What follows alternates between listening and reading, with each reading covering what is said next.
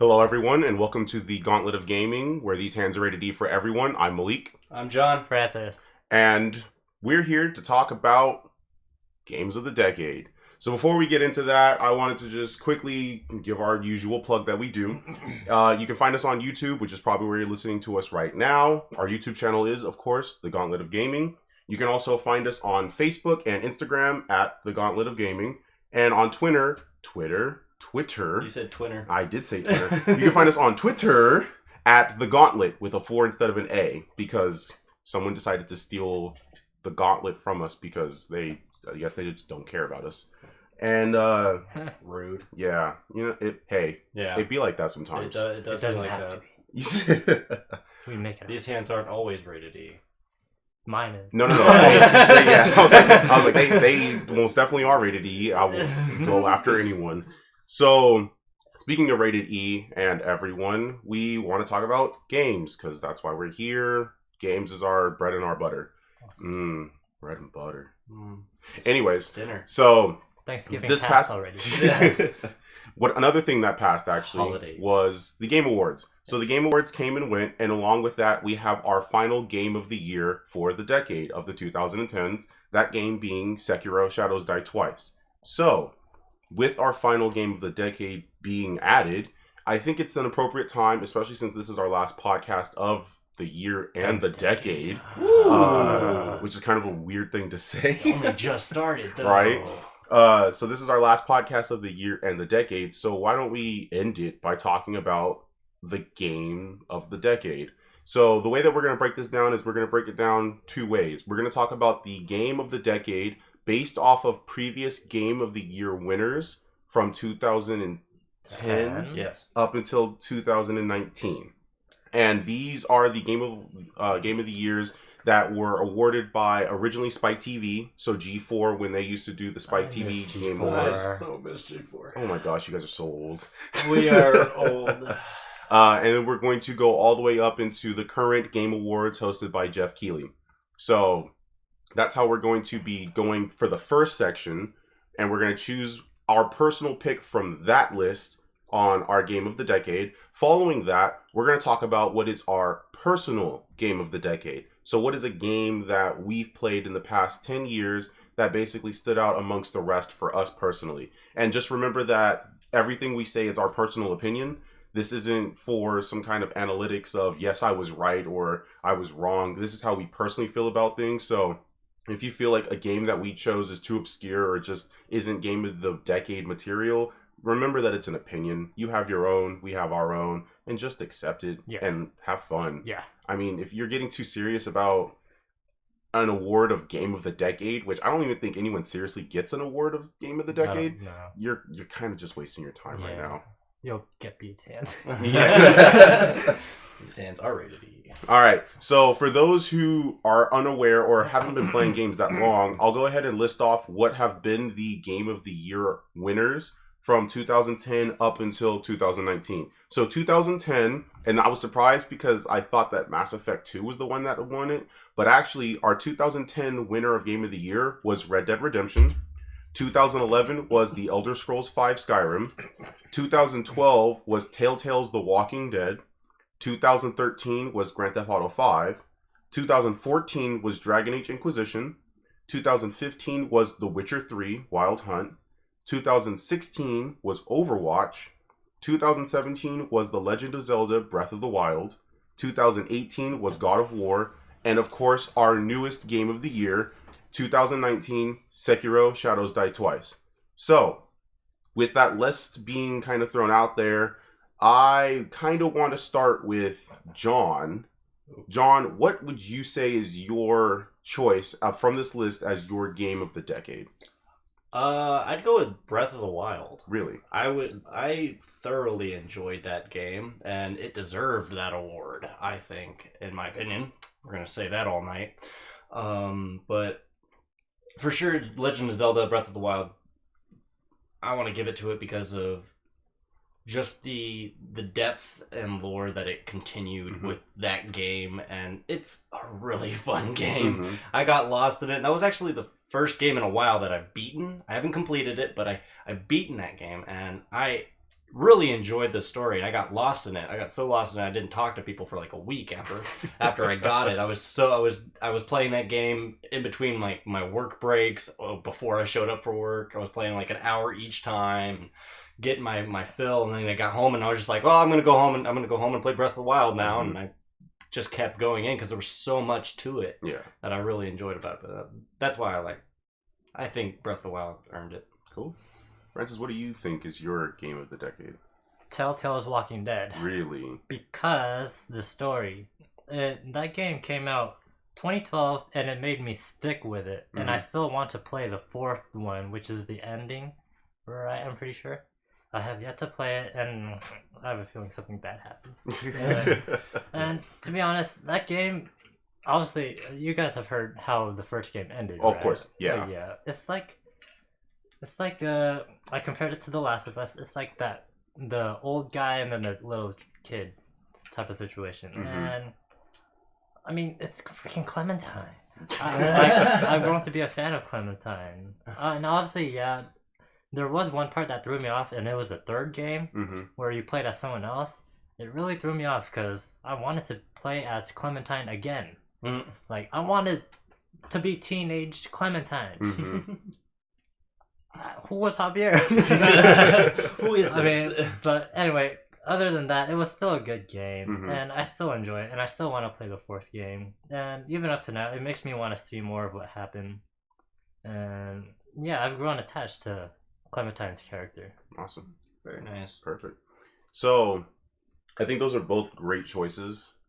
I don't know how I feel with The Walking Dead, to be honest.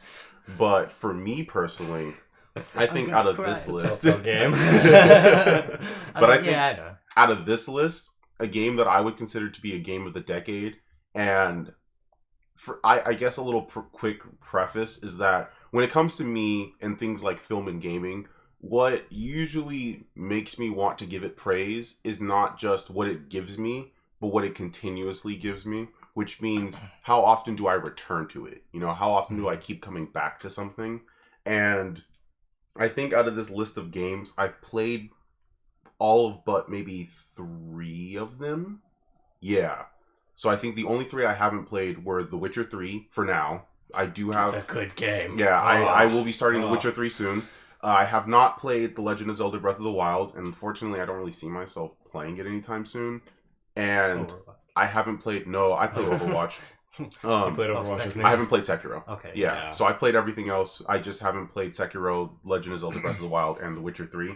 But I have observed them, I've watched people play them, and I've given it time. So, you know, I haven't just been like, oh yeah, I just watched YouTube videos of them. So I've pretty much absorbed that information. I've absorbed basically the environment and the feeling that comes from those games.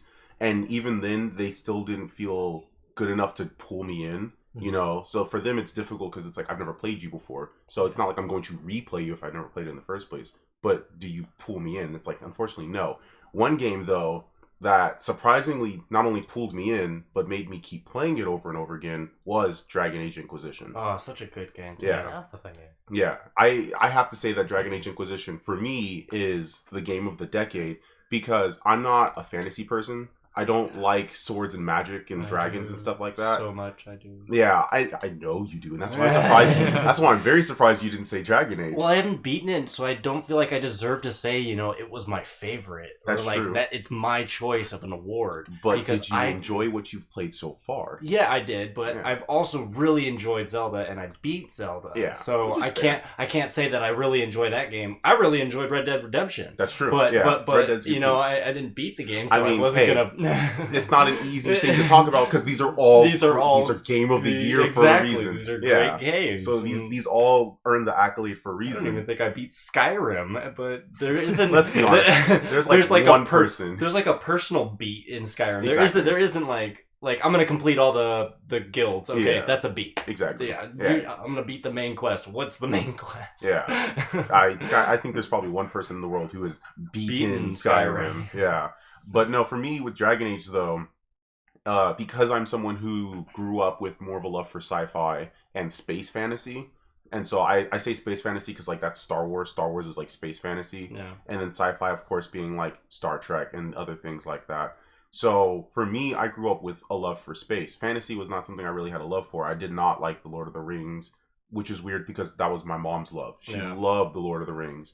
And when I looked at Dragon Age Inquisition, before even knowing that I could customize my character, I just looked at how they were presenting it, and I was like, this is pretty cool, but I'm not sold. But then I found out, not only do you have a team, you can customize your team to play with whatever style you want. You can customize your Inquisitor to play with whatever style you want. You want to be a rogue? You're a rogue. You're a rogue. And even when you're a rogue, it's a question of, do you want to be the daggers rogue, or do you want to be the bow? Yeah, do you want to be the archer? Yeah. And it was like, wait, so even when I choose my class, there's an option between what I can be.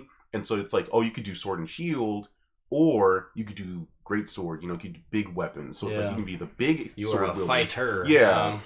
And even with the mages, skill sets. Yeah, and it's like even when you were a mage, it wasn't just I cast fireball. It's like no, dude, you can have death magic where you can just kill things. You can have resurrection magic where you can bring people back. That Vivian will always be a member of my team. Vivian was great. Yeah, she is the GOAT of that game. I have never fought a dragon without having Vivian on my team because Lord knows I need my res. I used Dorian. Which I remember. I remember watching you use Dorian. Dorian was my mage. I didn't like the elf. I didn't like. I played with Vivian, but I never actually got delved with Vivian. It was always Dorian as my mage. Yeah. And then who's your fighter? Who was like your tanky character? Iron, right? No. What? So it was me. Yeah. So it was me, Cassandra, and I had Blackwall.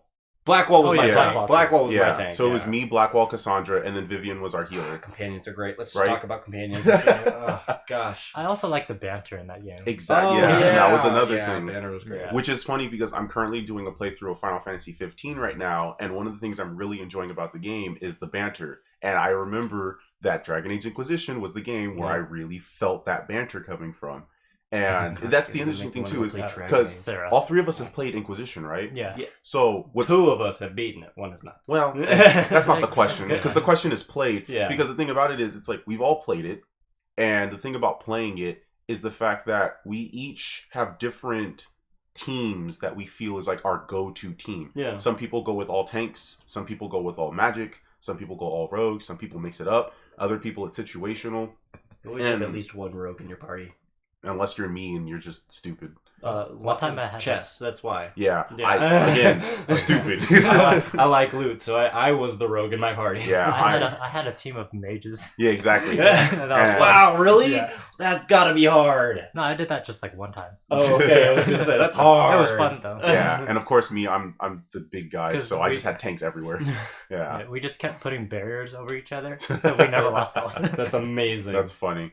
And that's the thing. And that's what I love about the game is the fact that it's a game that presents so many different ways to play, not just amongst your friends, but yourselves. Yeah. Because I think I'm about to start my third playthrough of Inquisition going into this next year, where I'm going to go for what I think we consider to be like the canonical ending of the game. Mm-hmm. Oh, yeah. And so, or the true ending, not canonical, but the true ending of the game. So that's going to require me to play literally the one class I never play in any game, a mage. Yeah. I'm not ready. Oh, it's so fun. It's so fun. I'm on my 16th playthrough. Remember, I haven't beaten the game. That's true. That's true. And playing a mage is fun. And the thing about it is, because I'm power you have. But the thing for me is, it's my third playthrough, which means that I've beaten the game twice. And the thing about beating it twice is you think, oh, you beat it twice, you know everything. And it's like, well, technically I don't. No. Because the two times I played, like when you had to choose between the mages and the Templars, I always chose the Templars. So now this is the chance that I have to side with the mages. And I understand that, like, mechanically speaking, the game still kind of is the same. You get a rival character who's going to be like the pseudo bad guy, and at the end you still fight Corypheus and blah blah blah blah. But the thing for me is, it's like, it's one of those, it's not the ending, it's not the destination, it's the journey to get there. And for each time I play, the journey is different. My first character, of course, I designed to look like me. He sounded like me. He played like me. My second playthrough was an elf, which was a race I'd never seen myself I playing. remember playing Caecilius. Yes. Oh, yeah. That is a token name in my vocabulary as now. soon, and you could tell that I was like really, really still on that like Doctor Strange were hype train. Trying to figure it out. I was like, I needed to come up with a name for this guy, and I was like, I don't know what to name him. And then you Doctor romanced Strange. Oh yeah, and I remember- romanced Iron Bull with you an elf, a tiny.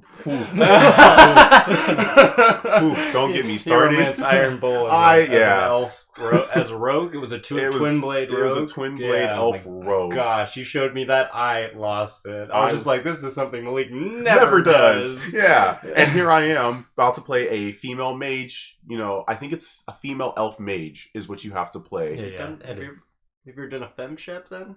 I feel like you haven't. I have. Okay. I did a femshep. So the thing for me is like I have nothing against playing female characters. You just like personalization. Exactly. Yeah. I like putting myself into my characters. And even with Caecilius being a tiny elf with daggers who romanced Iron Bull, I was still able to put some of myself into that character. Edgelord.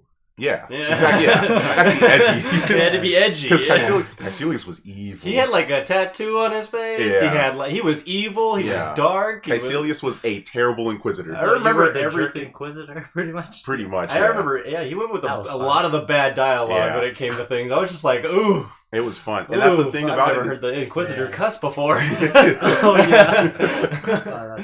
And that's my thing is the fact that it's like that's just me with 2 playthroughs, and then amongst a room full of people, everyone talks about their experience. It's the same game with the same story, but everyone's got their own journey. Yeah. You know, everyone. I romanced this person. I didn't romance this person. I had this person die. I left this person alive. I killed the guy for shooting the goat at my castle. I still did you? For Caecilius, I did. Oh, yeah. I banished him once, and then out of the other 8 times, I think I murdered him. Yeah, I banished him. Off with this head. And I was just like, why did I do that? First playthrough, I banished him because I was like, I don't want to murder anyone. anyone. You get a mission after you banish him, I remember, yeah. That's and you great. have to go to the place. That's the best mission ever. Yeah, and that's the thing. Those are things that you miss that you suddenly don't know are there. Because for me, it was just like, luckily I played the mission the first time, so it came up to him again, and I was like, ah, yes, the goat slinger. The goat slinger. What would Caecilius do? Off with his head. So that's that's my thing. Is my arch nemesis in that game. With these other games, I think the only other game that would offer this kind of dialogue would be Skyrim. But the problem with Skyrim, and I've made a comment about this so many times. Is that Skyrim was a game that's loved by many that didn't really deserve to be loved. No. It does not age well. It looks terrible. Bethesda released it with so many problems, yet we were so blinded by the freedom that we had that we were just like, hey, you can give me trash, but it's some good looking trash. Adventure game meets sandbox. It's sandbox meet trash. Yeah. And so, I mean, it had the potential to be great. And that's why I why played the dang game. That's the problem. Dude, and I bought it for the Switch. I did too. I bought it only because I was downloaded. like, even if I'm mad about it, and even if I'm upset that Bethesda just keeps porting it and wasn't spending time to actually make good feeling, good looking games. Yeah. At the end of the day, it's an adventure game. You make your adventure. You want to just kill everyone from the guild? I mean, you can try. This is the thing. Playing Outer Worlds makes me not want to play Skyrim anymore. Only because the fact that playing Skyrim, it was like, you irritate me. I'm gonna kill you. Oh, that's right. You're an essential character. You can't kill unless you're playing PC. If you're not playing on the PC version, you can't kill essential characters. Outer Worlds said, yeah, they're essential, but go have fun. Do what you want to do. There's only, I believe... Things happen for a reason. I think there's only 2 characters, depending on which path you take, that you can't kill in Outer Worlds. Everyone else is dead. You can kill yourself. Can you off yourself? I mean, you'll have to reload the save. Yeah, of course. There's a weapon. There's a way with your weapon to off yourself. But yeah, no. I mean, my thing though is it's like the only game that compares to Dragon Age Inquisition in the scope of the journey would be Skyrim. Because no one, if you played The Witcher 3, everyone talks about, oh yeah, remember that part in The Witcher 3? It was like, yeah, it was really tough, but I got through it. And it was like, yeah, okay, and that's it. That's not my experience with Witcher 3 at all. I'm saying, well, with other people. Yes. The thing is, you play the same story, you do the same thing. It's you get to make choices. Very linear. Yeah, it's like you get to make choices, but I mean, at the end of the day, you're playing the story of Geralt of Rivia. Yep. Versus in Dragon Age Inquisition, you're playing the story of the Inquisitor. But who's the Inquisitor? We'll figure that out when I'm finished doing what I do. And then with Red Dead Redemption, I mean, again, this is the list of games of the year. Yeah. These are some great games. Red Dead Redemption earned that. It did. I played and watched my brother play it, and we enjoyed the gunplay. We enjoyed the Western feel. I felt like John Wayne the entire time, but you were playing as John Marston. Exactly. You weren't playing as me. Yeah, and that's playing as Francis. That's what kind of sucked. My next playthrough on Dragon Age is probably going to be Francis. How do you know how I would play? Oh no! He's just gonna make I'm just gonna make you. What? And Yeah. then I'll be playing. I'm gonna be playing as Francis. Yeah. Yeah, because I mean, I kind of want to see that. Because other than that, this character created for 3 hours. Let's see. Dragon Age Inquisition, Elder Scrolls V, Skyrim are the only games that were given Game of the Year awards where you make your character. No other game on this list is like that. Red Dead Redemption doesn't. Walking Dead doesn't.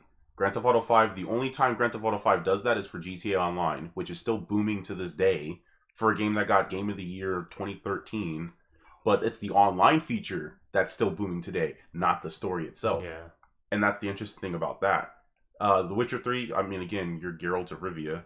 Overwatch is Overwatch, and we just found out about Overwatch 2. You have Breath of the Wild, God of War, and Sekiro. So those are the only 2 games on this list that allow you to create your character. And that's the thing about it, is it's like, that kind of shows you something. That these 2 games are special. Because games where you can make your own character can easily fall apart. Yeah. They can easily fall apart. Or, I mean, Star Trek. a mechanic, something. It can be a simple game where you make your character, but even at the end of the day, the game just does not play well. It's like, yeah, you can make your character, but it still sucks. Jump Force. But, yeah, the thing about that is... It just tastes like salt. Oh, a lot of it. Oh, okay. I smelled it. But that's the thing, is it's like, I want to give that praise to Dragon Age, because not only did it, it brought someone who wasn't a fantasy fan into the realm of fantasy, and now, because of Dragon Age Inquisition, I was then interested in things like Lord of the Rings. So I started watching Lord of the Rings again. I started watching The Hobbit. And then it also got me into things like Game of Thrones. So it started introducing me to even more really cool fantasy series and franchises and things like that. And for a game to... Cause I mean, Skyrim's fantasy as well, but Skyrim didn't do that for me. Skyrim was more, wait, the quest is over? Like, I killed the thing and that's it? That's the end? That's it. Yeah, well, you can go do more side quests, but the main story's done. Yeah. What? Yeah, I'm like, that's it? That's Skyrim in a nutshell. All right. Cool. So you're telling me I don't have to play this game anymore. Well, there's technically side quests that give you cool weapons, but I don't need to do it to technically say that I beat the game. Well, no. Then yeah, that's it. That was it for... I'm still to this day disappointed that I like Skyrim as much as I did, but then again, it was a product of its time. There was that character creation aspect to it where you could feel like yourself. Yeah. And I think a lot about personalization means a lot about these 2 games specifically. Exactly. Like, if you find that one armor that makes you look freaking cool, you do whatever it takes to get that armor, and you'll do it again in another playthrough because you like that armor. And that's what's interesting. I feel very comfortable doing a new game for Dragon Age Inquisition, because you said that you played like a new game of Dragon Age Inquisition a plethora of times. 16 times, yeah. Because I kept changing my personality. And the thing is, if I was to do something like that, I'd be okay with it. For something like Dragon Age Inquisition, I wouldn't dare do that with Skyrim. Because I did it 3 times with Skyrim and I got mad at myself. Yeah. It's like, I have all this stuff in the last save. Exactly. Why did I do that? Yeah. Because, I mean, for Skyrim, how I have it set up right now is I have 4 different characters of course, 4 different races that I wanted to do different playstyles with. The problem with Skyrim is it's the same playthrough no matter what race you are. And even if it's not the same playthrough, it's the fact that... Except if you're a Khajiit. Yeah. People believe that, like, make the game bigger, give us more. Yeah. And people forget that, yes, there is such thing as too much to a game. Too much of any good thing makes it a bad thing. You drink too much water, you're gonna have problems.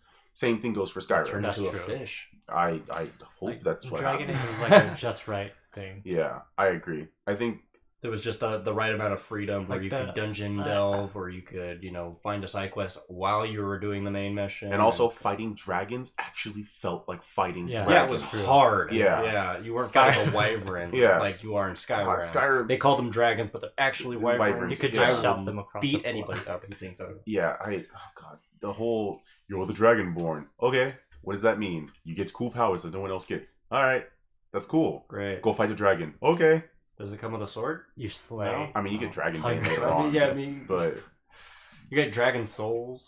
yeah, I was like, it. These aren't dragons. Can I ride them? Yes. Yeah. You can What? actually. Well, Yeah. technically, No, you can. free ride Yeah. in Skyrim. With mods? Yeah. Oh. No, without mods. Oh, they If finally you, added that. if you find if you fly if you beat the Dragonborn DLC, you get the power to Ah. call one down. You hop on it like a horse, and then you can fly it around the map.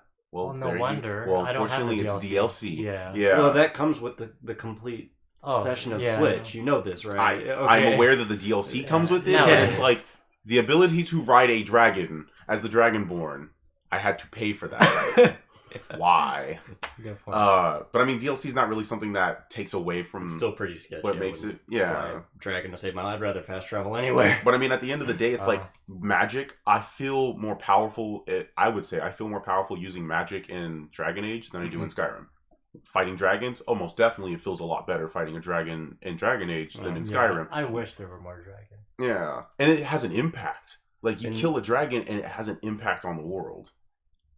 Dragon Age, I felt like did magic right Mm-hmm. in a way where it came from like an outer part of your body, and Yeah. it wasn't your body that was the magic. And also, every person who used magic was smart somehow, Mm-hmm. and that just shows, oh, magic users are smart. I Yeah. wonder why? Because they study. Yeah. They put all their knowledge in, make it a weapon and Mhm. stuff like that. So knowledge is power that way. And it's Yeah. like, oh, great. So you're a smart guy. Yeah, exactly. So I enjoyed that aspect, that it actually worked off of knowledge compared to how at Skyrim, oh, you know Fireball now. Yeah. Oh, You read cool. a book. You read a You now book. know everything about the summoning spells. Knowledge is power, but if I right click on This the book- book, I own the power now. I don't have to Yeah. read. But in Dragon Age, it was like I leveled up. What magic do I want to focus in? Mm-hmm. Do I want to be a pyromancer? Do I want to be a death mage? Yeah, What do I want to true. be? And I feel like focusing on that stuff mattered. Yeah. Because you couldn't have all the abilities all at once. You had to specify what you wanted, and the cool stuff was at the end. Mm-hmm.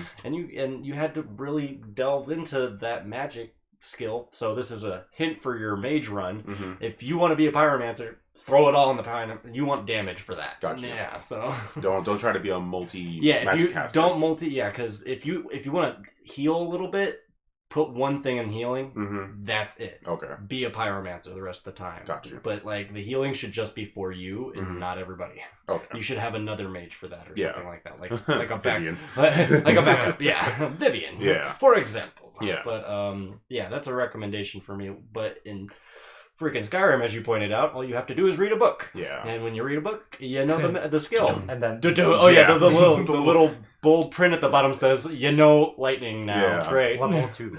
Level Yeah. 2, yeah. And I like how the fact the book like self-destructs. Yeah, you just don't own that book Yeah. anymore. Yeah. I'm like, oh, okay, so I can't teach this to anybody else. funny. or- I mean, it's like, oh, you learned fire. Unfortunately, you burned the book in your Yeah. hand. I always found myself in Skyrim with a mage backup, like Mhm. as a companion, and instead of a fighter or Yeah. someone, because there's so many memes of Liliana, Lydia. Lydia. Lydia, thank you. Like messing, just standing in front of doors and stuff Yeah. like that. Oh, yeah. And unfortunately, they all do that. No matter who your companion is. Yeah. My companion just so happened to be the mage from Riften, and he was cool, and he did damage. He killed things where I couldn't. Mm-hmm. Like, I was just like, okay, I'm a level 2. You're a level 20. What Yeah. the?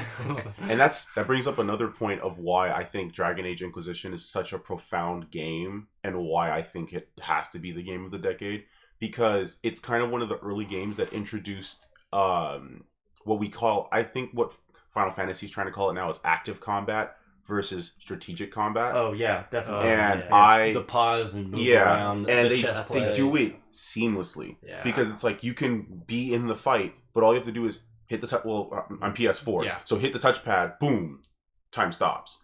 You can strategically plan out your next attack. You want someone to move here, make them move there. If someone's stuck on a ledge, have them direct this path and you can move them back where they need to be. There's an enemy on the ledge, but no one's hitting them because everyone's stupid and hitting the person down there.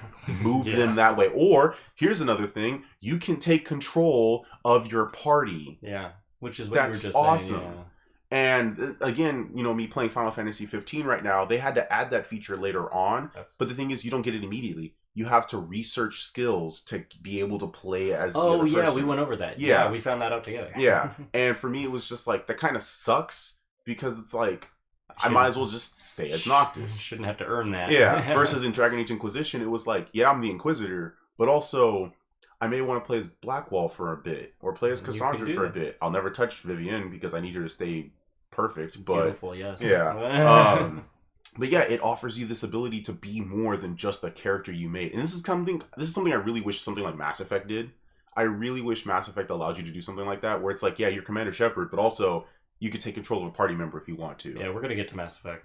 Eventually. Specifically in this podcast. Yeah, eventually we'll get to that discussion. Yeah, this is going to happen probably in the next future. So and the thing is about it, it's like Dragon Age Inquisition and the Elder Scrolls 5 Skyrim were pretty early in the decade. They were the first half of the decade. Yeah. So the fact that both of them are returning, so Elder Scrolls 6 is coming soon, and Dragon Age 4, I believe they're calling it Dragon Age 4. Are they hiding it? I think so. No, well, they've already teased it. Oh. Yeah, we just don't know what it's called. So they're probably just going to call it Dragon Age Dreadwolf. That's what you wanted. I don't know if I want it to be called that. But regardless, both of these games that I think we talked passionately about are coming back. And it's like, show us what you got. Because if Elder Scrolls looks the same that it's been looking for a while, Elder Scrolls Online and Elder Scrolls Skyrim look pretty much similar. Yeah. If anything, Online looks a little bit worse in my opinion. Online looks way worse. But that's because it's an MMO. Yeah. So it's like... There's a lot more to be sense. handled there. Yeah. But... Skyrim's from 2011. Give me Outer Worlds Skyrim. My thing for it is like, I normally am not a graphics type of person. Like I don't really care about how things graphically look. But for something like Elder Scrolls, make this game look clean. Make it look good. Yeah.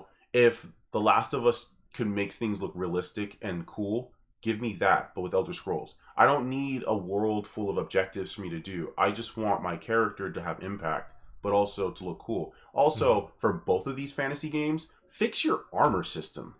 Like, why do I wear the same type of armor for the entire game? I want to be able to change my armor, transmog to something cool, wear mixed armor. Transmog, Transmog definitely needs to be there, because the thing for me is it's like, Skyrim doesn't really do this because you apply your special effects, like your magic effects. To the armor that you like looking like. Dragon Age, they usually come with effects and stuff like that. But give me the ability to transmog, because I want to, as I've learned with something like Monster Hunter, you need to switch up your armor. It's not like reality where you wear a full set of armor that just looks the same. You're going to look off. Let me transmog to make things look good. But that's just nitpicking about the future. It makes sense. I mean, and they might.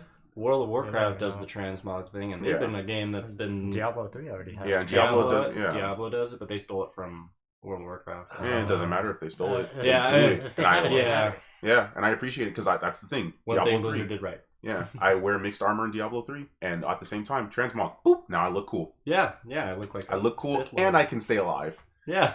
Yeah. And I get to use the abilities from each armor set. Thank you, Diablo. Thank I love you. Diablo. Yep. Oh, and before we move on, I want to just point out how when Legend of Zelda came out, this is going back to what I was saying. When Legend of Zelda came out, I think it was a great way to market the Switch. Yeah. Oh, because the whole game you're using what's known as the tablet. Yeah. And you're like, oh, well, okay, and most of your magic is coming from this tablet, which, by the way, also looks like a Switch. Suspiciously looks like a Switch. So I think that was a great way to bring in a new system, was with a great game such as that, because they definitely upgraded from the beginning of, the Zelda lore to Breath of the Wild, and although many people still have answers over the lore, Breath of the Wild definitely brought in that whole, here's a Nintendo Switch, you guys know nothing about it, but here we go, we're going to roll with it. You want to play it on your TV? You can play it on your TV. You want to play it on the go? You got a Game Boy. Yeah. Look at you. It's like, oh, by the way, Breath of the Wild. And it still looks good, no matter what. Yeah. But I really enjoyed Legend of Zelda. I just wanted to point that out No, because no. Yeah, no. it was a great way to market the Switch. It was a great way. It was a great game. It continued the story. It added more questions and added more things to the lore. So yeah. And it creates this hype for Breath of the Wild too. Yeah, and you actually did have to change your armor up in that class. That's true. And you had to upgrade that armor, and by upgrading your armor, you had to do like farming. You had to reach that point. I was able to get the tunic all the way to the highest level. That took forever. Yeah. And because it kept me going. But so when I got the Master Sword, everything was done. Yeah. Oh, but then there's a time limit on that Master Sword. So yeah. But anyway, that's all. All right. So yeah, that was heavy. Yeah. That was a heavy discussion. And now let's just talk about Mass Effect for the rest of the day. I can see that between you two. I'd rather not, because talking about Mass Effect would make this like a 3-hour long podcast. It probably would, and we don't need another 3-hour long showcase of us being nerds. So yeah, but talking about personal preferences and stuff like that. So going off of the list. So we talked about off the list what games we consider to be our games of the decade. Yeah. But we've played more than just the games that are on this list. And that means that over the past 10 years of being gamers in this decade, we've got games that had an impact on us, probably more impactful than the games that we presented on the list today. And so with that, we go to the next section, which is our personal game of the decade. So a game that never received the award of Game of the Year, but a game that we played nonetheless. And I want to start with Francis. What would you say is your game of the decade? So I have thought about it, and obviously, yeah, there are a lot of games, but honestly, I mean, we just talked about this 2 weeks ago. Oh boy. I picked Monster Hunter because there's no way I could choose from any other game. I have not played a game more than this. That's Horizon Zero Dawn. Still, I never played put 400 hours in that game, man. Not 400 hours. No, that's true. Yeah. Like you put 100 hours in Dauntless. Dauntless? No, not even 100 hours there either. Oh wow. Because I only just started that, and then we got Monster Hunter. Yeah. Yeah. So ever since we got Monster Hunter, I've just been on that game. Like, I mean, okay. So in detail, what I enjoy. I enjoy the challenge that's there, and it doesn't get boring to me. Like, part of me needs a challenge so that a game doesn't get boring, and Monster Hunter has that. Yeah, it does. Continually does that. Yeah. I enjoy the little things. So, Palico dialogue. Palicos, if you guys don't know, are like little cats that you have. And then I enjoy the dialogue they have, the way they talk. Also, the collaborations. Yeah. So many collaborations. I hope they have more. What a slap. That's to put emphasis. That was an I emphasis, enjoy man. those I agree. collaborations. No, when I mean, even for you, Malik, the Dragoon. Yeah. The Final Fantasy. Oh, that was such a 14. great fight. I actually have... The only way I completed that fight was, by the way, with Francis. Oh, almost. I couldn't do that by myself. that wasn't even the actual fight. That was just What? to tell him. Yeah. What? You telling me I have to go back and play more? Yeah. Oh, John. Yeah. Oh, I John. don't even have eyes for Like, it, guys. I've met I'm so many- Such a shame. I've met so many people playing Monster Hunter that are such big fans of Final Fantasy, and it is the reason why they went into Monster Hunter. Yeah. And I mean, I really hope they have more collaborations. It's a good game. And also the festivities. Yeah. They're Like, very festive. Have you seen the recent one? I haven't seen The winter It's one? like a Is it the winter? Yeah, it is the winter one right now, right? no. They have two: the Holiday Joy Fest, Yeah. and then the Winter Fest. Okay. The holiday is basically, I don't know why, but it looks like the Chinese New Year type It of does, thing. yeah. I was kind of Like, what? Is that surprised accurate? by it. I was like, it's Like, not Chinese, February. Chinese- Chinese, lore? yeah. Yeah, so it's not February, so that's why I was like, Background story to that? No, I don't think so. But, I mean, either way, I still enjoy it. I also like looking at the food. Yeah. That food just makes me hungry. And the character eats so much. Holy cow! He burns so many calories fighting animals and stuff like that. It is an anime. You can't It blame is that. but he gets served a platter for himself, and a platter is huge. John, have you seen One Piece? No, Yeah, there you go. And you've seen Goku, right? no. Oh man, Oh, yeah. dude. Goku feasts. Yeah. Man, a Dragon Ball collaboration. That would make so much sense Oh, for no. Goku to eat all that food. Okay, yeah. Yeah. that's funny. Oh, that's you're funny. dressed as. Yes, you're dressed okay, as yeah, Goku. that makes sense. Yeah. That makes sense. Oh gosh. Yeah. Other than that, the hours I put into that game, I had to pick that game. Mm-hmm. No, I feel it. And honestly, I really can't say that I expected anything less. I mean, that's the thing about games of the decade is for our personal choices, they probably are going to be like the obvious choice because these There's games gonna that be- impacted us. There's gonna be some bias. Yeah, which I mean that's fine. That's our opinion. But no, so that's cool. Like, okay, hold on. Can I say something about you really quick? No, you're not I'm gonna allowed to predict say the anything at this podcast. I'm gonna predict you pick Warframe, but I have a feeling you didn't. You'll have to wait and see. Okay. Are we making predictions about Malik's? Because I got two, You can only and you choose took one of them. Okay. What's your other one? Mass Effect 3. Okay. So I guess there's a prediction on the floor, so we'll have to wait and Okay. see. All right. So for Francis, though, your game of the decade is Monster Hunter Monster World. Hunter, yeah. All right. What about you, John? Well, I bring to the plate 2. Yeah. Oh, wow. He did it. Oh, and he said only 1. But I brought 2 because I couldn't decide. I thought you were trying to be a rebel, but it was more of just like, no, I just absolutely No, couldn't decide. I literally have a problem right now. No, you know, it's that's in fine. my head. It's been in my head for a week now. No, go for it. Throw it out there. Fallout New Vegas All right. came out in October 2010, so it counts. Yeah. I just looked it up. It's in the decade. And then Mass Effect 3. Okay. I put too many hours in both, but Yeah. New Vegas mostly has all my hours. Mm-hmm. Growing up as a kid, I enjoyed Fallout New Vegas. Oh my gosh. It was that nice apocalyptic world that I just love. And then Mass Effect 3, it wasn't the campaign I was into. I was really into the multiplayer. Mm-hmm. I loved that wave after wave style, but also I could, the character I was me. I could do whatever I want. I could have a mask where I could be an alien that I wasn't previously. I could be a Krogan. Yeah. That's what I really enjoyed about 3. And so I both have pretty much the same amount of hours in them. So, except for now, New Vegas has it's probably 2,000 hours in that game. That's a lot. I loved that game. And it wasn't just the game, it was also the DLC.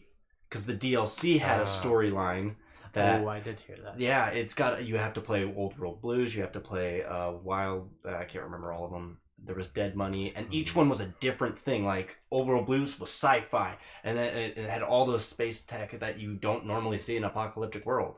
And then, there was one that you were a native of Zion, which was The Matrix. no, it wasn't the Matrix. It was a specific part of the United States, and I cannot remember Yosemite.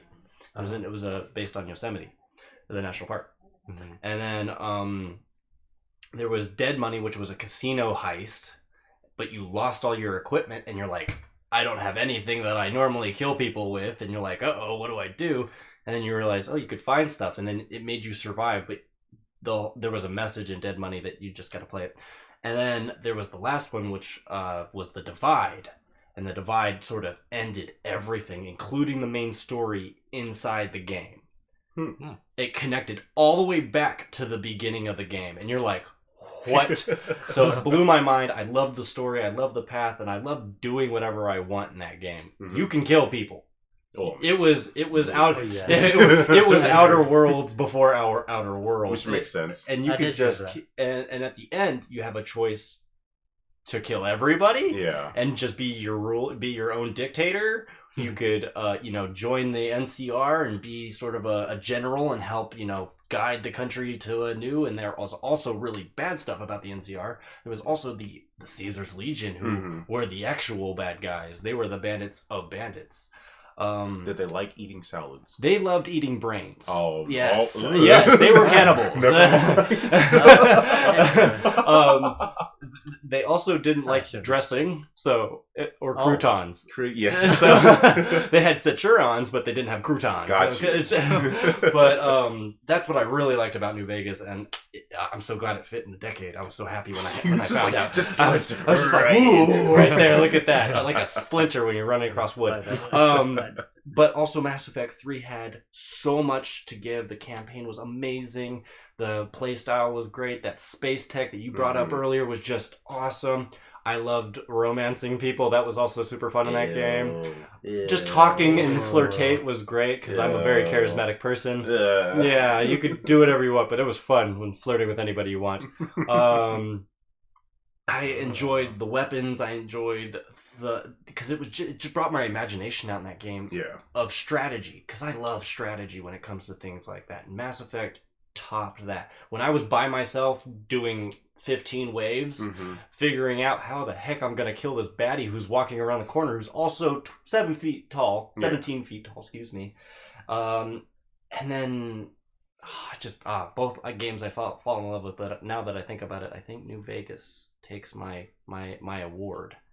Thank you for letting me rant about all that. Oh, of course. Junk. Yeah, no. New Vegas. I merely allow it because I committed the same sin. Same. Okay. Yeah. Good. So yeah, no. I don't know if like you, I can narrow it down to one. You probably have like 7. No, at most I would say 3. Okay. But I narrowed it down to 2. One of them, of course, has to be a fighting game. Oh. So I had to choose. I had to choose we from forgot fighting to games. include that. Yeah, y'all forget that I was a fighting we gamer. were all. He's a fighting gamer. Yeah. We're all filthy casuals, but he's the filthy fighting game casual. Yeah. So for me, I was just like, of course, I have to have like my game of the decade. But then I was like, but also I love fighting games, and my PlayStation is majority like. Yeah. Jesus. I thought your Xbox was the fighting game one. No, my PlayStation, man. Oh man. Yeah, that thing is like 90% fighting games on there, and will continue to be so. So of course I was like, I have to choose a fighting game of the decade and a game of the decade. And I am sorry to tell you both wrong. No. Yeah. Neither Warframe nor Mass Effect 3 were my games. Well, it's because it wasn't fighting games. Yeah. Teppen. Marvel. No. Dang it. Teppen was close. Teppen. Stop. We're not going to talk about that. Tenpin? Stop. Teppen. No, I don't want to go there. Teppen. Jeez, that was hard. Yeah. We aren't going there. ashamed We for aren't not going hearing there. that. We have to revert. No. Okay. We have to maintain peace and order within my new empire. This was your idea. I'm a rebel. So I'll start with my fighting game of the decade. Oh, see, if we had different Marvel categories. versus Capcom. Yeah, Marvel versus Capcom. Yeah. Now has you would have to. thought that No, too. I don't What? think it fit in There's the no way. category. It's not. It came out 2000 and what? No. So Marvel vs. Capcom 3: Fate of Two Worlds came out in 2011. Oh, so it fit. A few months after that, I think it was 6 months after that actually, the Ultimate Marvel vs. Capcom 3 came out, which is kind of the definitive version that everyone plays now. And then of course, there's Marvel Infinite, but Marvel Infinite does not top Marvel 3 for me. But yeah, I mean, Marvel vs. Capcom. I spent hours playing that game with him. And that's I just and the remembered thing that. I is- was just like, oh wow, we just got our butts kicked in that game all the time. And that's the thing. A lot of people, and I even myself, slip and say that Marvel vs. Capcom is my favorite fighting game franchise of all time. And that's mostly because the fact that that's the one game, fighting related, aside from Street Fighter, I normally see myself playing with people. And so I often forget about what actually has been and forever will be my fighting game of the decade. And it actually is a game that inspired me to buy a system that I should have Oh bought. my gosh, I should have guessed it was KI. I'm so... It's not KI. What? That's the only reason you bought an Xbox! And it's not the Xbox I'm talking about. Oh. It's this. It's not. I bought The Switch you could have all games on, shut up. I bought Wow. a PS Vita Oh. because there's a fighting game only on the PSP and PS Vita that I've always loved, and that Oh, Dissidia? Dissidia Oh, that was such Duodecim. a good... Yes. Dissidia. Dissidia That was Final my next- Fantasy. That was my next guess. Yeah, so Dissidia Duodecim or Dissidia Duodecim Final Fantasy 012, whatever you want to call it. He loved the music in that game so I much. Loved everything. Everything about Dissidia Final Fantasy as a... He'd be sitting on my Oh couch my at my gosh. house and just be like, Dissidia Final Fantasy. Yeah. Dissidia. Now, to give you an idea of how much I freak out about Dissidia, not just Final Fantasy, because everyone knows I'm a Final Dissidia in Fantasy. general. Dissidia in general. Yeah. Playing Final Fantasy 15, right? I get to sit in the car. I can listen to different Final Fantasy music so long as I purchase the tracks from certain shops, right? Yeah. The moment that I found out that I can purchase a Dissidia track, I screamed. Like, screamed in my bed. I was like, oh my gosh! I can listen to Dissidia music because the thing about it is, Woke up the damn. because the thing about Dissidia, it's kind of like Smash, where the characters come from their own individual games, which means they have their individual themes and songs that go with their games. Like in Smash, how they make arrangements, like specific for Dissidia. Dissidia has its own, or Smash has their own arrangements for Smash. Dissidia has their own remixed arrangements of certain songs for its game. And they sound pristine. They sound so good. You can't beat the original. We were listening on a road trip once. Yeah. It was just like, whoa. They sound great. And I'm talking like early Final Fantasy 1, 2, and 3 songs being remastered sound fantastic. It was almost beautiful. Not only that, but it's the fighting game that I, as a kid, was always asking for. I was like, these Final Fantasy characters are great. I wish I could put them against each other like action figures and fight. Have you heard of Dissidia Final Fantasy? I'm like, action figure fighting game. Mother, I'm getting a PSP. Merry Christmas. Yeah, my greatest memories playing video games on the go, because I mean, I've played since the Game Boy Color. But even then, actually no, I played prior. I played prior. I played the original Game Boy. Yeah. Before it had color. And even then, growing up with things like Pokemon and stuff like that, none of that compared to the experiences I had growing up and playing Dissidia and Dissidia Duodecim. Because every road trip I can think of to memory, if I was awake, I had a PSP and I was playing that game. And I do that too. The thing about it is, where a lot of fighting games fail is at story. Because they either try to throw in a story, or they just omit one entirely. And the thing about Dissidia's story is it's not just, it's not just this hodgepodge story of, I hate you. Now, granted, it's just I like, hate you, you hate me, let's fight. It's like, Dissidia Duodecim. So the thing about it is it's a package deal. It's a prequel and the original game in one. So you get to have the prequel events that happen, which introduces characters that we didn't see in the 13th cycle, which is when the first game takes place. So you get characters like Lightning, you get Laguna from Final Fantasy VIII, you get Tifa, you get you get Yuna. I'm like, these great characters. You get Kain. You get to play as Kain from Final Fantasy IV. That's right. So I'm like, this is great. This is fantastic. And it gives you something else that no other fighting game really feels cool with, and it's the boss character. Because other games, it's like, you can play as the boss fighting game character, and it's like, okay, that's cool, it's whatever. Here's Ganondorf. Yeah, it's like, that's blah, blah, blah, that's cool. No, in Dissidia Duodecim, you beat Chaos, but there's more. Because there's a post-game quest where you go through even stronger enemies who are smarter AIs, they kill you faster, they kill you harder.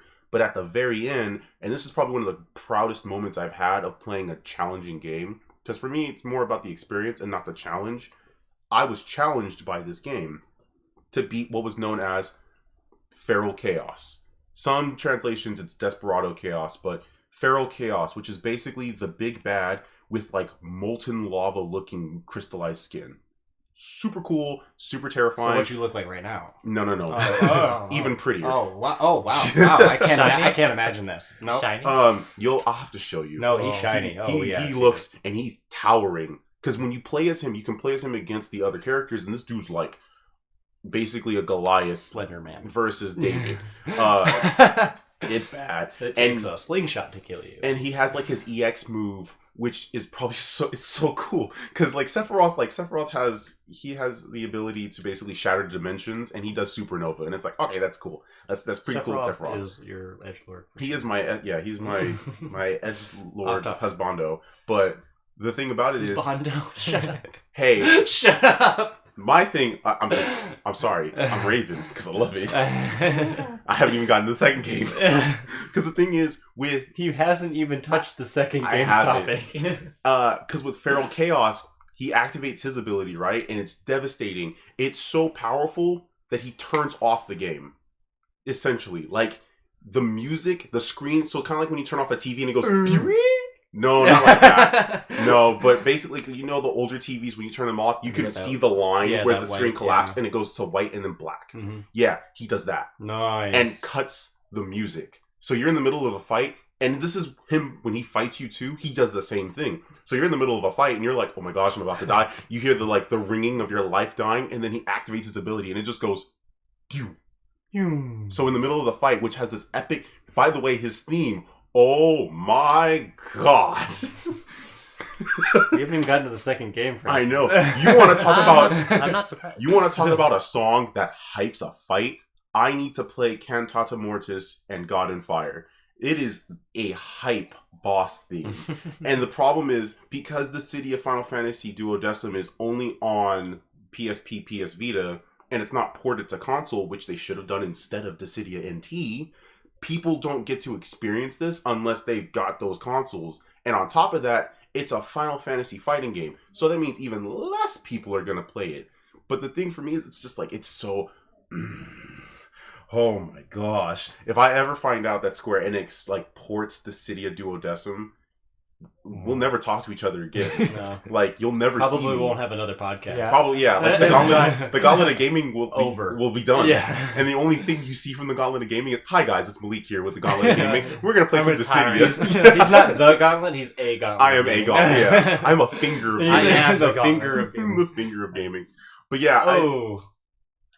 Never mind. Oh, never God. mind. Let's just not do I that didn't do ever again. But I didn't even anyways. think of that. The thumb of gaming. Oh man. But yeah, so that's my thing. I love Marvel vs. Capcom, but Marvel vs. Capcom has never ever hyped me to that extent before. No. It's never pushed me to try different characters. I've never Because- seen a tear come to your eye when talking about it before. You've never seen me smile so hard I know. before talking about anything else, This except sad for fella in front of me maybe smiling. Final Fantasy VII Remake. That's probably the only other game where you'll Oh, see me I smile can't this wait much. to play that. But yeah, no, I mean, with Dissidia, it's like, this is the first time you get to play as the villains of those games. So I get to play as Golbez from 4. I get to play as the Emperor from 2. I get to play as all these different characters who you fight against, but never get to play as. Mhm. So not only do I get to play as them, I can fight against the hero, I can listen to unique music, and it's not just like Smash Bros. With Cloud where they give you 2 Final Fantasy tracks. You're so No, upset about that. I will forever be upset about it. You were forever But- salty about it. But it's like, not only do you get each respective, so you don't get the boss's theme and the character's theme, you get the boss's theme, the character's theme, the theme from the game itself, some extra songs from the game, you get some Remastered battle stuff. themes. Yes. Yeah. And it's just like, if I want to do a fight, me playing as Sephiroth against Cloud in his Cloudy Wolf outfit from the Advent Children movie, I can do that. And not only not have One Wing Angel play, I could have something like Genova play. You can't tell me that this isn't a great fighting game, because it is. And it's my game of the decade, at least for fighting games. Now, the reason why I can't choose it over the second game is because the second game... It's suspense. It's the tear of the crying. It's not so much the tear of the crying as it never made me care so much for characters before until I played this game. Oh. Is And this... No, you're not talking about Three Houses, are you? Oh god, no. Oh, okay. No. I Had to be would something. I would never That's a recent game. You would never do Yeah, this. I to would this never podcast. I would never elevate Fire Emblem Three Houses to the same level of Dissidia Duodecim. However, what I would elevate to the same level of Dissidia Duodecim, which I played around the same time as Dissidia Duodecim, Oh. and it's a game that's had a very major effect on my life for the positive, and that's Mass Effect 2. Oh yeah. Oh, I was The close. second. I was off by one Oh, number. that's Mass Effect 2. And it's partial bias and partial non-bias. Oh, go on. Sorry. Okay. Yeah. I was No, like, you got something? No. I was thinking. I was just like, did I choose the wrong Mass Effect when I was talking about waves? I was. I think you talked about 3 instead of talking about 2's. Yeah, I meant twos. Ah. But it doesn't matter. I Either chose way. New Vegas anyway, so it Yeah. doesn't matter. Yeah. Mass Effect 2. And the thing is, you wouldn't be off for guessing. So I mean, you guess Warframe, and I mean, like, I liked Warframe a lot. I still kind of like Warframe a lot, but I would never call it Game of the Year, and I would never call it Game of the Decade. Okay. And Mass Effect 3, it's really hard to not call it my Game of the Decade. But unfortunately, the ending, though I'm not the majority who's pissed off at it, I'm like, it's whatever. Yeah. Like, it's the journey, not the final destination that It was a happened. quiet. Yeah. At the end of the day, it's just like, it's not like everything I did was in vain. Like, if it was one of those, like, Commander Shepard, everything you did was in vain, then it's like, all right, now I'm pissed. ME2 had a boss fight. That's what we like. ME2's final boss fight was so... The suicide cool. mission song is also the best. Yes. Everything about 2 is great. The thing about 2 that makes me choose it over 3 is the stakes are higher. Always. Because you have to remember, you're playing this without knowing that 3 is on the horizon. So you're like, all right, this is Mass Effect 2. Like, this is the end. now. This is the what's end. happening now. And the thing is, so my very first playthrough of Mass Effect 2 didn't know about the whole suicide mission thing. I stayed away from the internet. I didn't do any of that. And so I remember playing through my first playthrough, and I realized that my characters died during the final mission. And I was losing my mind. I was like, wait, where's the QTE? Like, where's the quick why what's the button press? What's going on? No. And they're like dying, and I'm like freaking out because the thing about Mass Effect 2 is that it emphasizes helping grow your comrades. Like, learn who they are, do their side quests, care about them in missions. Holding them really tight and nice and petting them and feeding them water and food is great. And the thing about it is, you need to learn their strengths and weaknesses, because the suicide mission, when you're doing the planning, because most games, they do the whole, like, this is the final mission, there is no return. No, this mission is like, this is the final mission, we need a plan. And it's like, Commander Shepard, what do we need to do? And you're like, wait, whoa, what are you good at? I forgot. Yeah, I was like, I have to tell you what to do during the final mission, and you can either survive or die because of... Oh, no.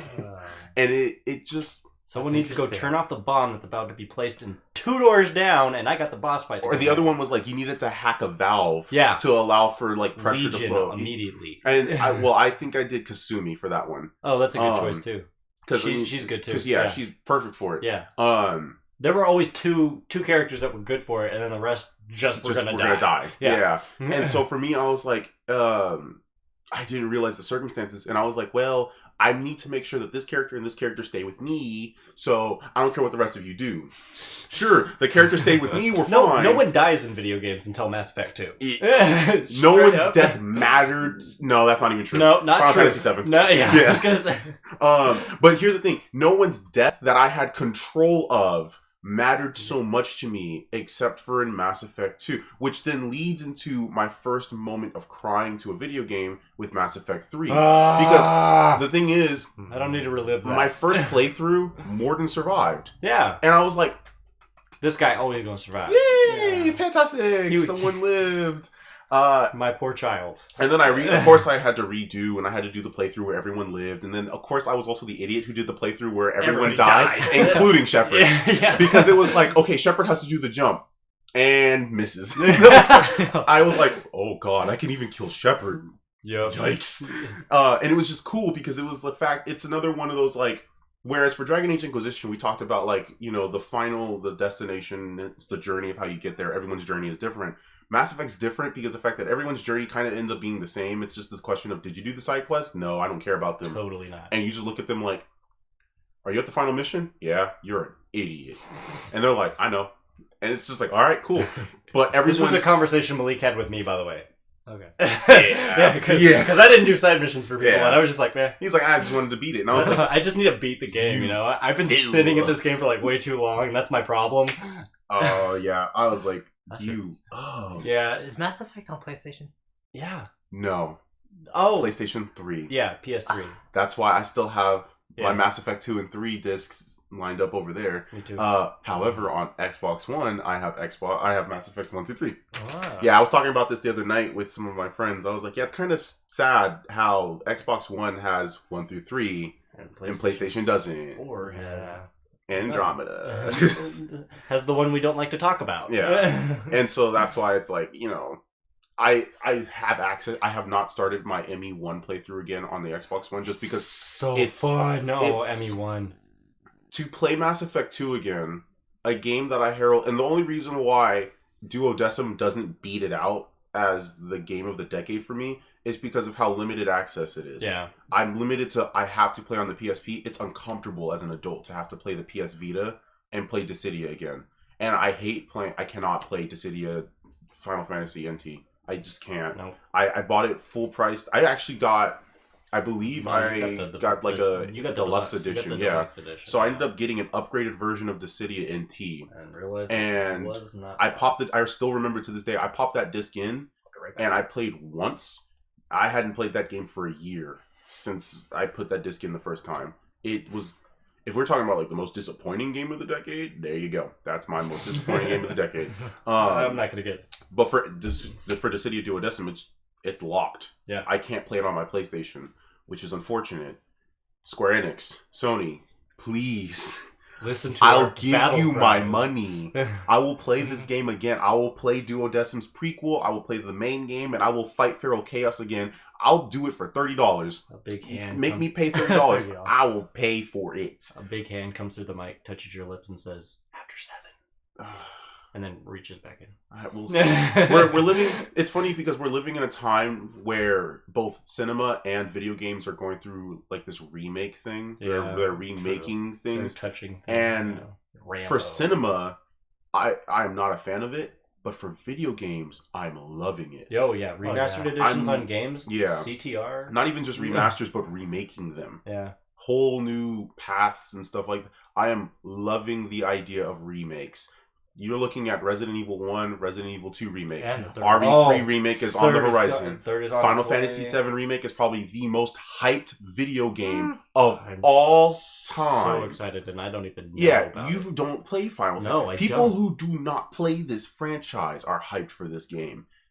Remakes are Crash Team Racing. Yeah, no, when that came back. out, I was just like in tears because that was my childhood Mario Kart. Yeah, and then even then you have the Insane Trilogy that came back. You have Spyro the Ignited. I think it was the trilogy as well for Spyro. The whole thing, yeah. Yeah, so you have the Ignited pack that came. Bring back Croc. Bring back KI. Bring back Croc right now. So that's the thing is we're living in this time of remakes, remasters, and they're doing great. Bring me back to Dissidia Duodecim. Give me the Final Fantasy fighting game I've asked for. So Diddy Kong Racing. Oh my god, that too. You've been crying about I keep Diddy Kong saying Racing that. since Switch came Yeah, out. that too. I keep saying that. That was my Mario Kart. But yeah, I mean, because Dissidia Duodecim is locked to the PS Vita, I'm still split between it and Mass Effect 2, just because of the impact Mass Effect 2 had on me. And the fact that you still talk about it so highly today, I feel like that should be your reward. I think that, but although Dissidia did have things you enjoyed heavily, but Mass Effect sort of checked all the boxes. Life-wise, Mass Effect would get Game of the Decade just for how it affected my mentality and how it changed my life. It's how I met a lot of the friends I have today. Yeah, Santiago. Yeah. And it sparked many conversations with you and I we couldn't spark. Yeah, because the problem is when your friendship we got so hyped for Andromeda too, and then we got really sad about Andromeda. Exactly, because the thing is, when your friendship is based around geek culture, there's very few conversations you can keep going that you haven't had before. And unfortunately, Santiago's not here to back me up on this one, but if he's listening on YouTube, he would definitely agree that, well, what he would be saying is, every time we talk about Mass Effect, it's the same conversation every single time. Like, it legitimately is the same conversation every time, and we talk about it as if we've never talked about it before. Yep. And that's what I loved about Mass Effect 2, and it's mostly Mass Effect 2. When we say Mass Effect, we're usually referring to 1 and 2, yeah. We're either referring to 2, not even 1. Yeah, we're usually referring to 2 and 3 up until before the ending. Oh, so man. That's usually, oh man. Yeah. I want a game where you play a Cerberus. 2 was great too. I want a Mass Effect Cerberus game. Yeah. Where you play as a party of 4, so you and your 3 other friends can play as Cerberus. I don't care about Andromeda. I don't care. Remember Cerberus was like a big thing? We ain't talking about Andromeda. But that's my thing. It's split between those two because it's like, yeah, Mass Effect is a life thing, but Dissidia is a game. Like Final Fantasy Remake, yes, like I'm screaming praises and I will buy as many copies of it as I need to before I feel satisfied. But at the same time, the only Final Fantasy game that they could say anything about that would make me scream even louder, Dissidia. Okay. You know, I'm playing games like Samurai Showdown. I'm playing games like Dragon Ball FighterZ. I'm playing Marvel Infinite. I'm playing all of these great fighting games. But the problem is, they're not the fighting games I want. Yes, I would love a Marvel vs. Capcom 4. Oh, we all would. It would be just to see Malik a godsend. Oh yeah, I would definitely. I'd be like, I told y'all it was happening. Finally! Yeah, I was like, see, Lord, I knew you listened. But the game, like, if forget about Marvel 4, if they said we're bringing back Dissidia Duodecim, or even just we're bringing back Dissidia the way that you remember it, you have all of my money, you have all of my love, and they could be like, they could announce Mass Effect 4 the next day and just be like, oh, new Mass Effect, I don't care. No. I have Dissidia. Once again, we'd lose contact with Malik. Yeah. We wouldn't know I'd anything. black out. Yeah. It'd be the end. Pretty sure that'd be his KO day. We take over the gauntlet of games. No. At that point, you'd have no choice. That does, yeah. You'd have no choice. We'd throw in our towels, if anything. So those were our personal choices for the games of the decade. Let us know down in the comment section below, like, what is your game of the decade? You know, what's a game that you played in the past 10 years that's just impactful? The best. The best. Yeah. Describe what it does to you, Yeah. man. Like, and did it have, a moment that made it so impactful for you? Because you heard about the moments we liked, but we want to hear about the moments that you love about the games that you play. And we'll probably say the same things. Oh, most definitely. We'll probably agree on a lot of things. Probably agree. Or disagree. If we disagree, it'll probably be rare. But you know what? It's okay, because we're all entitled to our opinions. Yes. So with that, we're going to move into our closer. So our question for the day is, what is your personal gamer goal for 2020?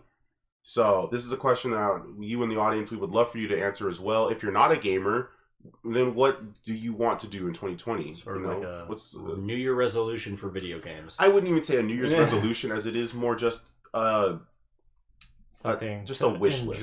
Yeah, it's kind of like, or what do they call it, bucket list? Yeah. So it's like your gamer bucket list. The life. If 2020 was the last year you could play video games, what's your goal for 2020? What? Don't do this to me. So and that's what we're gonna close out on for ourselves. John. Yes. 2020, a new decade, the Oh. Roaring 20s. Roaring. What's your gamer goal for the Roaring 20s, or at least for the first year? To go out screaming. Joking. Come back to I'm me. on fire. I'm on fire. No. One of the things I really want to accomplish next year for video gaming would be beating games. Not completing, but beating them, so I could talk about the endings and conclusions with everybody on time. Yeah. Just so I could say, oh, it didn't take me 6 months to complete that game. It took me, the right amount of 4 hours or the right 64 hours that I had to do to complete the game. Yeah. I want to be able to beat the game and say, that was good or that was bad. I don't want to wait to beat the game 8 years later, like right now, Dragon Age. I'm probably going to go home and start another game, by the way.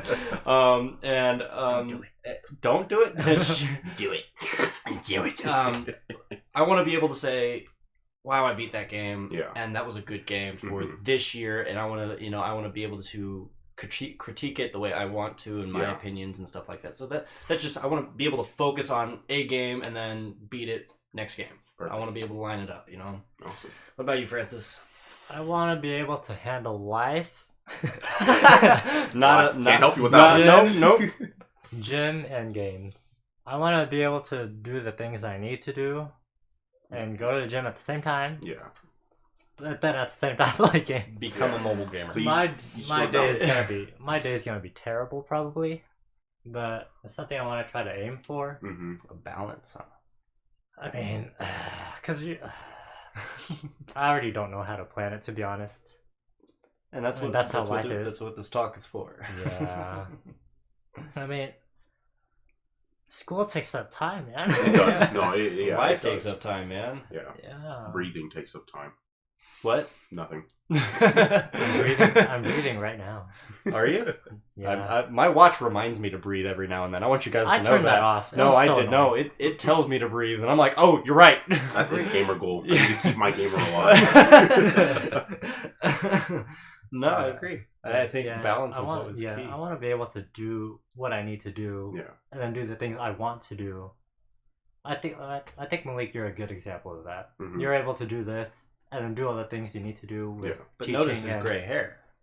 He has no gray such hair. thing. It was a joke. Yeah. If anything, I get gold hair. Yeah, it's kind of a genetic thing with my eat family. yourself alive sometimes. I am incorrigible. I have some gray hair. My little brother has some gray hair. Yeah. It runs Yeah. Gray hair is more than just I'm stressed out and Yes, don't get enough it's a sleep. lot more than Yeah. that. So don't worry about it. My too hair much. falls out then. We're gonna have a talk, Francis. Yeah. What? After podcasting, We're gonna gonna talk. get you some help. Yeah. Why? What's going on? I have a number to give you. We'll talk. later. Yeah. 911?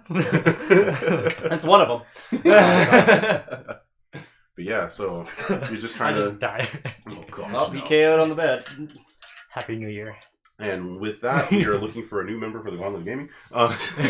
Please send messages to our DM. But no, you're find the balance, and which I think is an important thing for all gamers. Oh, I think that should be on top of every gamer's basically life goal. I think it's the It's just hardest a thing balance. for every gamer too, is finding a 'cause, balance between reality and non-reality. Yeah, Yeah. that's one thing I've been annoyed with, how quick time goes when you're doing the things you need to do. Exactly. And it's like, next thing you know, it's 9 o'clock at night. Mhm. And it's like, should I Is should I it just even sleep worth it? early? Or Yeah. what? Should Yeah. I waste some It- time the and kill some things- brain cells? Yeah, Should 'cause, I like, read ahead? Organizing my stuff today, I was just like, time is going by so slow. Why can't Like- it be faster? And then I was like, you know what? I'm just gonna sit down and play some games because I'm tired and I need to relax for a bit. 3 hours. And went by. Right. yeah. Exactly. Hey, are we able to come over for the podcast? Dang it! I'm like, wow. So yeah, it's tough, but there's a saying, It'd be like time flies when you're having fun. So And also, if we have younger viewers or listeners or whatever, like high schooler, I've played, like I said, I met a lot of people on Monster Hunter. mhm. A lot of them are young. Yeah. They're like in high school. Yeah. Enjoy it while you can. oh Exactly. yeah, Because Yeah. you complaining that go you can't into play enough, you're college, you get a complaining, job, wow. that your time goes away. Yeah. Yeah. Enjoy it, but enjoy it with moderation. Moderation is key. Because- you gotta No, have a life. enjoy it. You to gotta the have a fullest. life outside of life. Skip school. You don't want you No, don't Yes. let it eat you. We're trying to send that message. you do not want the game to take over the majority of your life. Yeah, exactly. That's why Yeah. it's called Moderation. Yeah, moderation. Moderation. Find a game that you're able to. I pick was up and put joking. down. Balance. Yeah, we're I gonna was put a joking. disclaimer. Eat healthy. Yeah. The following is a Eat- joke. That's important. Eat healthy. Yeah. Don't be Yes. like that one guy that died in his chair Yeah. with soda cans at his feet. Oh gosh, I've seen. That was terrible. I've seen gamer rooms. and Goodness. That's why people. And then people put that on against us. against us, yeah. Like, what? They're like, oh gosh, Do you're you a see gamer. me peeing in a bottle Yeah. in my room? No. Yeah. I kind of do. I Like- have seen you do yeah, I've that. kind of seen. No, that. you guys haven't been to my house. How are you guys That's gonna true. say We that? haven't been to your house ever. Speaking of which, No, not. So- okay, not here. but yeah. No, that's cool. And video games don't cause violence. That's yeah. I'm just gonna throw that one out there. Yeah. Video games don't cause violence. Put that in for the final podcast. Like our that'll be our 100th podcast. I put it in anyway. Oh goodness. 100 podcast should be us fighting about violence in video games. It doesn't cause it violence. doesn't cause violence. No, it does. It's just 30 minutes of just the smacking of fists. Yeah. Oh lord, that is not what my gamer goal is for 2020. What is yours, Malik? So mine, which is a little tougher just because it requires financials and Be able to it's- purchase games. No. Well, yes, it has been really tough to be able to actually enjoy the games that I see. That's why we were going off the list. And I have to say that I was blessed to be able to say that out of 10 games, only 3 of them I hadn't played. Because gaming is very financially draining. Mm. And fortunately, I guess yeah. unfortunately, I'm not a socialite, so I don't go out and I don't go to like clubs and stuff like that, and I don't go out to movies all the time. I don't go out eating. So luckily, that entertainment money, as I would call it, goes towards games. Yeah. And not just games, like any kind of games, but usually games I can enjoy with other people. So I want to, my goal isn't to get to a financial place where I can buy games that I want to enjoy for myself. What I want to do, it's very selfish, but it's also just I an think aesthetic a resolution or a goal would be selfish. So Well, it's okay to say that. It's more for the fact that it's spending money, and there are a lot of people who they're like, oh, it's just a waste of money. And in my opinion, it kind of would be considered a waste of money. Buying a book. No, I have plenty of those. Yeah. Well, no, it's like buying a fiction book. A video game is a story that is being told and written, and you're playing it. Yeah, but eventually you would have to pick up that book. My gamer goal for 2020 is I want to start adding on to my retro collection. Oh, wow. Oh, Okay. Yeah, I want to start building it up. And I actually wanted to start doing that when I got back from my vacation this coming week. I wanted to start like finding places where I can find these retro games for a good deal, because I have the modern consoles. So I have the PlayStation 4. I don't even have a PlayStation 4 Pro. Like, that's how kind of low financial I am, that I have to settle for standard editions of a lot of stuff. So I still have a standard PlayStation. I wish I could get a Pro. I have the Xbox One. I have the Switch. So I'm blessed to say that I have those. And the thing about it is, you look back at my gaming history. I've got the PlayStation 4, PlayStation 3, PlayStation 2. I wish I could find the PlayStation 1. Like the actual classic PlayStation. No, I had one. I agree. Yeah. Not that PlayStation 1 Mini. I don't need that. No. Because the thing is, my goal isn't to have it to play it. And that's why I said this is where some people would be like, oh, it's a waste of money. It's to put it in a glass case and never touch it. Yeah, it's to basically look at something and say that this is not just the history of gaming, but it's my history. Because the thing for me is, it's like, and it sucks because every night I think about this and I've been thinking about this for a good chunk of this year. It's been hard to think about because we live in such a tough time right now where people do some very evil things. And I always fear that it's like, yeah, I could always build up this collection, but all it takes is one night for someone to break in and just steal it all. And it's kind of that hard thought that I've been having. But at the end of the day, it's like, imagine what it would mean though for future generations. You know, if I have a kid and my kid grows up and it's like, you know, oh, what's this? This is called a GameCube. Sit down, kid. I'm going to show you a game. No. You're not just show him a game. This is how you start it up. Yeah. Oh, boom. Yeah. Back when startup sounds were the life. PlayStation 2's. Like the best. Here's what dial-up sounded like on stereo. Please stop. This is non-ASMR podcast. But that's the thing is, sometimes I would even just boot them up just to show my kids, like, you know, you get to sit on your couch from far away from the TV and play these games. It's like back when we were younger, we had to be intimate, close together, close to the system, which was close to the TV. We had controllers with wires. Yeah, it's history. It's history that I want to preserve, because the fact that it's like, you know, some people, they have libraries, you know, they have a bunch of books, some of them that they've never read, some of them that they say they're going to read and they're never going to read. People have dishware that they collect. You know, everyone has that thing that they collect that has some kind of importance to them. And for me, it's like, why is it a sin for me to be able to collect games, consoles? Yeah. You know, even if it's games I'll never play again, it doesn't matter. Just having that there, it's preserving memory. So the thing for me is, and it's unfortunate, that my memory isn't the best anymore, and I'm starting to forget a lot of things. But when I see something, everything comes back immediately. Yeah. If I see that cartridge, if I see a case, if I see artwork for a game that I haven't played for a while, my experiences come back. I haven't played the original Battlefront 2 in years. Oh, I played it. But I bet you, sure as day, if I had it in there somewhere, if I pulled out that cartridge, oh man, if I pulled out that case that had him, I'll remember that Mos Eisley hero battle every single time, and always making my brother mad because I kept kicking his butt. But that's my gamer goal for 2020. I just want to build that collection, because I have retro consoles, but it's not a complete, you know, you watch the intro to the Gauntlet of Gaming and it shows you that modern evolution. You know, it goes the PlayStation 1 controller to the PS2, 3, 4. Then you got the original Xbox, Xbox 360, Xbox One. And then you go over to Nintendo with, I think we have the GameCube controllers first. And then it's the Wii U pad, and then it's the Switch. Ooh. And it's like, it goes even beyond that. Like, I should have included things like the NES controller, but Mega Drive. We don't want the, oh my. Yeah, imagine that noise coming out. That's losing money. That's a lot of money to get stuff like that. But it's, you know, I don't even need the controllers for it. I just want to see the body of the console. It can be empty. There has to be no hardware in there, but I just want to build up my library. And then, unfortunately, in my current living space, I don't have room for it. But it doesn't mean that I can't use 2020 to research and prepare for it and financially prepare for it. Budget it. Exactly. Yeah. So that's my gamer goal. That's a good goal. I like it. All good goals all around. I'm curious on what Santiago's is. I'm sure he'll tell us. Yeah, we'll have to ask Santiago what his gamer goal is. I'm very curious on what his gamer goal is. Yeah. Probably to get his console fixed.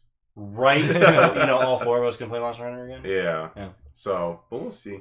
But yeah, with that being said, we conclude our podcast for today. We'd like to thank you all for listening. We understand that these podcasts can be kind of hefty and kind of long, especially if you're listening to it on YouTube. So we thank you for those who listened all the way through. We love you. We do. We really appreciate you. We love you very much. Yes. Spread us around. Yes. Oh, yes. Tell your friends, tell your family if they're into gaming. Yeah. If you're alone in a house and you're listening to us, Because if you don't, we enjoy your company. Yeah. And share us with the world, because unfortunately we're just 4 people. Unfortunately today we're only 3 people, and we can only really spread ourselves so far. It's through you and through your support that we're able to spread. You guys are the 5th finger to this gauntlet. Yeah, you were the thumb to the Gauntlet of Gaming. Yes. You know, it's funny. I didn't even think that until today. No, yeah, no, I That's a just good thought one. about it That's a good today. one. Just Yeah. now, 2 seconds That ago, is- after we that is a said good it. Yeah, point. that's It's fantastic. just like, wait a minute, we don't have a 5th. I wonder why. Because Yeah, it is it's our the audience. people. It is Yeah. our people. So you are a part of the Gauntlet of I'm gonna Gaming. start marketing that. You know what? Right away. I like that. Yeah. Yeah, It's I like got this. be the There you thumb go. of Be- the Gauntlet of Gaming. you help Press us, X on grab. us, please. You help us grasp. So yeah, if you're listening to us on YouTube, make sure to Button like, mash share, on subscribe, and comment down below. You know, tell us what's going on with you with gaming. We like to hear about your stuff. We like to communicate with our audience, because we don't want to just send out information and have that be it. We want to create dialogue. We want to be able to just create a community with you all. We want the Gauntlet of Gaming to be able to expand, to be something more, Yeah. and that way we can expand it to not just be the Please 4 of don't. us, but it can be an army of gamers. Yeah. I guess army is violent, but I mean, We this- are video games are violent. We have agreed on this. Oh, stop. But yeah, with that being said, thank you for joining us. And yeah, until the next time, we'll see you next decade. Goodbye. Bye. Bye. Goodbye. Oh.